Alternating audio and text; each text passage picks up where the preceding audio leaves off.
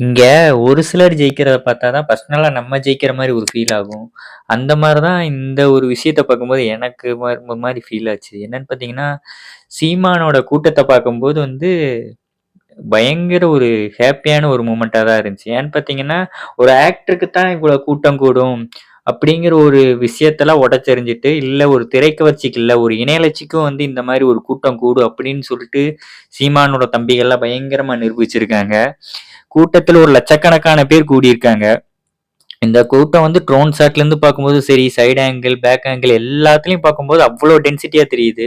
இத பார்க்கும்போது ஒரு நம்பிக்கை வருது. சீமான் வந்து ஒரு 15 வருஷமா பட்ட கஷ்டத்துக்கு வந்து இப்ப ஒரு ந நாம் தமிழர் வந்து ஸ்டெப் பை ஸ்டெப்பா முன்னேறிட்டே வருது அப்படின்னு சொல்லிட்டு தோணுது.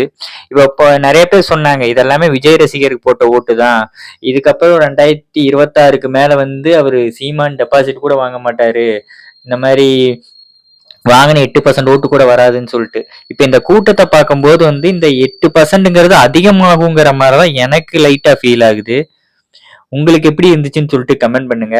அண்டு சீமான் ஜெயிக்கும்போது பர்சனலாவே வந்து பயங்கர ஹேப்பியா இருக்கு. அந்த கிரவுட பார்க்கும்போது, அவங்க ஆர்கனைஸ் பண்ண விதமாகட்டும், அங்க வச்சிருந்த வந்து கொள்கை தலைவர்களாகட்டும், பிரபாகரன பத்தி பேசுனதாகட்டும், சீமான் பேசின ஸ்பீச் ஆகட்டும், 237 பேரை அறிமுகப்படுத்தினதாகட்டும், எல்லாமே வந்து சூப்பரா இருந்துச்சு. பட் பார்ப்போம். வெயிட் பண்ணி பார்ப்போம். 2026 எலக்ஷன்ல என்ன ஆகப் போகுதுன்னு சொல்லிட்டு.